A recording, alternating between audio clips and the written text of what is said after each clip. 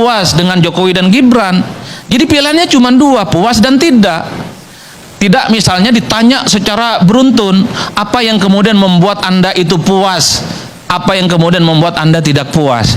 Kan itu yang tidak terpotret dalam survei. Udah, kalau di background satu-satu tentu pertanyaan surveinya panjang dan membutuhkan logistik yang juga panjang.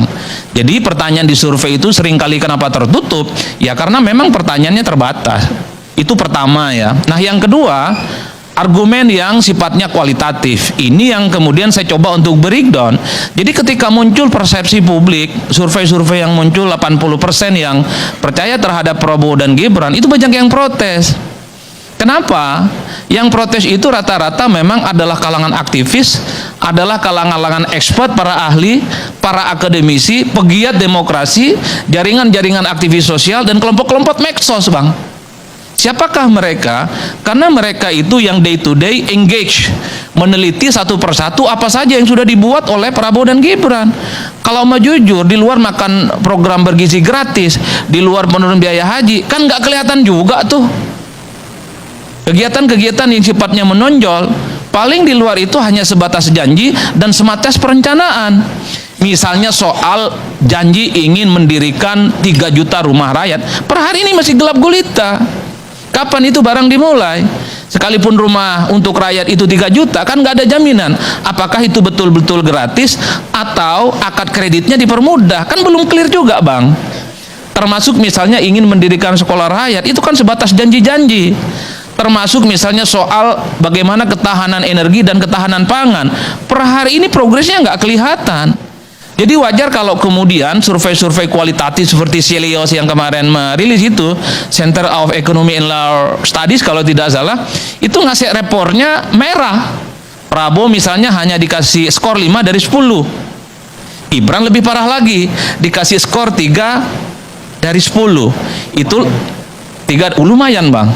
Abang ngasih berapa? Udah lumayan ya. Nah itu yang saya kira per hari ini tarung opini antara preferensi yang menggunakan survei opini publik dengan yang berbasiskan kualitatif itu juga perang-perangan yang sering dipakai. Problemnya adalah kita itu meyakini sebuah fakta tergantung selera politik. Kalau publik itu merasa dekat dan menjadi bagian dari kubu pemerintah, pasti yang digunakan referensinya adalah survei Litbang Kompas dan survei yang kemudian membuat Prabowo dan Gibran itu puas di atas segala-galanya. Tapi sebaliknya, kalau suasana hati yang kemudian menjadikan masyarakat itu kritis, anti pemerintah, dan menganggap Prabowo dan Gibran itu belum bekerja, pasti menggunakan survei-survei kualitatif seperti Celios sebagai preferensi utama.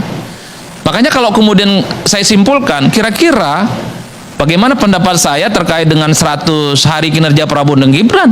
Ya sedang-sedang saja, tak baik dan tak buruk. Saya kan memang mazhabnya ingin menyenangkan semua pihak, Bang Garni. Ingin mengatakan bahwa Prabowo belum bekerja, tentu agak sedikit bohong dan munafik. Apapun judulnya, program makan bergizi gratis sudah berjalan kok. Sekalipun tahap awal itu 1 juta, banyak compang-camping kanan kiri, menggelontorkan dana 71 triliun itu nggak gampang. Meski banyak juga statement-statement yang menjebalkan gitu ya, yang seakan-akan ini ingin menutupi bagaimana anggaran kita memang nggak siap buat makan bikin gratis. Misalnya disarankan untuk kelor untuk dikonsumsi. Aduh Bapak Ibu, tanpa diinstruksikan sekalipun kita yang petani makan daun kelor sampai sekarang kok. Enak betul itu, dan kita baru tahu daun kelor itu ternyata masuk program strategis nasional. Jangan juga bikin statement-statement yang seakan-akan serangga, apalagi. Ya, halo teman-teman, kembali lagi bersama saya di channel ini. Ya, tentu kita sudah lihat cuplikan video yang sangat menarik. Nah, mari kita lihat tanggapan para netizen yang disampaikan di bawah ini. Bravo Mas Adi Pratikno. Ya, mantap Mas Adi Praya. Mantap Mas Adi Pratikno, memang kenyataannya seperti itu. Ya demikian, Gibran score 1 kalau dia mengundurkan diri ya. Bosan membicarakan Mulyono sang koruptor nomor 2 di dunia. Nah, sip Mas Adi ya. emang kocok lo Pak Prabowo, oh tetapi lo makilnya. Nah karena duit ya salah pun dibela.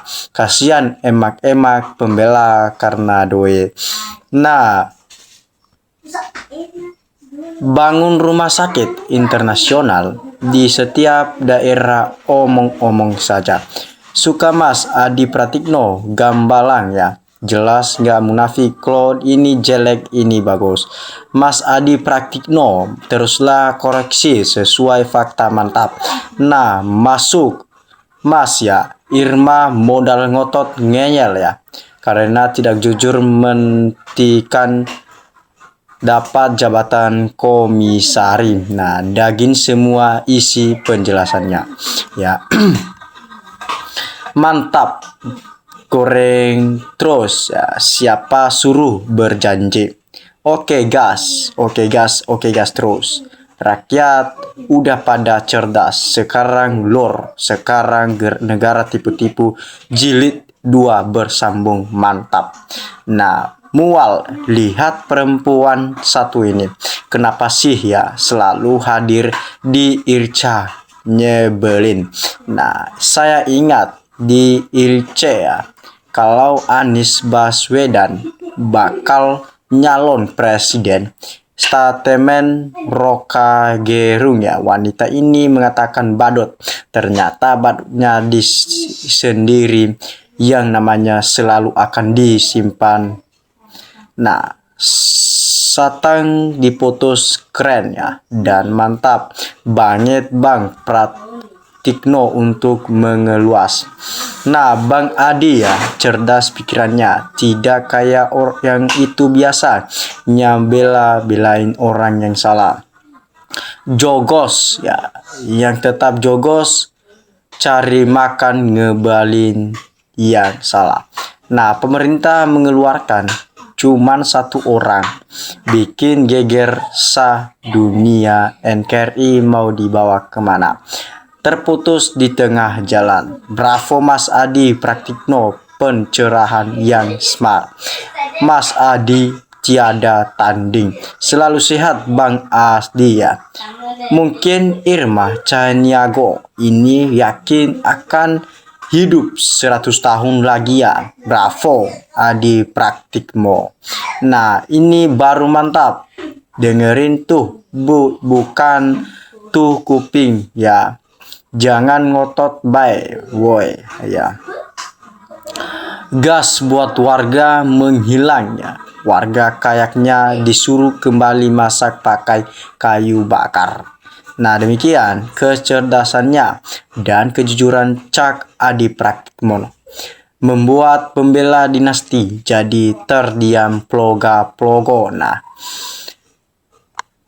menuju Indonesia emas, kami bangga rakyat saya taat antri gas dan kebutuhan pokoknya. Nah, betul banget, hanya ada dua pilihan dan tanpa kejelasan karena apa? Nah, baik di YouTube ini ya ada tersedia tanpa jelas suka channel atau kontennya atau keduanya. Sementara hampir kagak ada yang menangkap. Nah, demikian. Inilah orang yang cerdas cara berpikirnya Bung Adi. Betul-betul pro rakyat, tidak seperti Irma yang selalu membela Mulyono. Nah, jadi survei Litbang Kompas itu hanya mempermalukannya ya. Hanya di kulit saja yang disurvei, pantas saja kelihatan hebat. Nah, seharusnya kalau memang mau membantu rakyat miskin ya kasih saja setiap kepala keluarganya norek, aman, gak akan ada korupsi.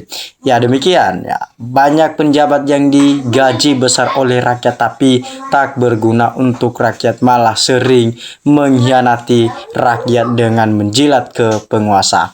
Nah jujur saja banyak si player dan tukang masak yang mundur karena menurut media belum dibayar. Di samping itu, jangan banyak anak-anak yang keracunan. Semoga ke depan bisa menjadi lebih baik jika ditangani oleh orang yang benar-benar mengerti dan bersih. Nah, Irma ini kepingin jadi menteri, juga pantas jadi menteri, ganti menteri Perum atau SDM ya. Coba gertanya gimana? Aku percaya bisa membongkar brok-brok korupsi. Nah, luar biasa Mas Adi Praktikno, selalu menyampaikan apa adanya, gak direkayasa seperti Bu Mulyono. Tolong ditanyakan pada ibu tuh ya, Mas dapat apa dari Jokowi, suruh pikirkan keluarganya. Nah, mantap Adi Praktikno.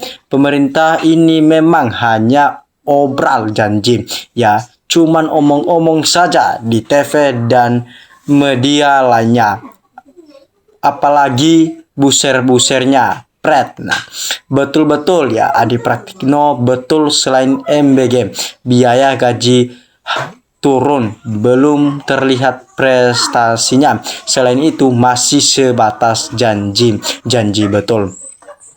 Nah, ada baiknya sekolah rakyat ditiadakan. Yang harus dilakukan pemerintah adalah meningkatkan kualitas sekolah yang sudah ada, baik dari sisi sistemnya atau biayanya. Siapapun itu yang memuja Mulyono adalah orang buta tuli matanya, hatinya. Nah, survei hanya disurvei kepada kalangan bawah. Ya jelas jawabannya gak kemaduk akal. Ya, ternak Mulyono gelagepan ya. Irma kelihatan linglung ya mendengar keterangan Adi Praktikno ya. Kesihan Bu Irma. Nah, demikian. Benar bos ya, satu tempe, satu entong, sayur kelor, nasi satu entong untuk makan gratis. Rakyat udah makan hari-hari bos, dari zaman Majapahit 1070 ya, hanya buka peluang korupsi di sekolah. Nah, kasihan rakyat makan tikus, digoreng sekali. Yan kalau kasih rakyat makan serangga, tanggunglah. Gak becus urus rakyat, ngakunya pengen kasih makan rakyat Indonesia. Nah, 3 juta rumah untuk rakyat itu janji iblis. Taulah apa jadinya kalau iblis berjanji. Nah, Prabowo Gibran belum kelihatan kinerjanya. Semoga ke depannya bisa memuaskan rakyat Indonesia. Saya yakin dan itu biasa ya. Demikian baik teman-teman, demikian penjelasan saya. Salam dari NKRI harga mati.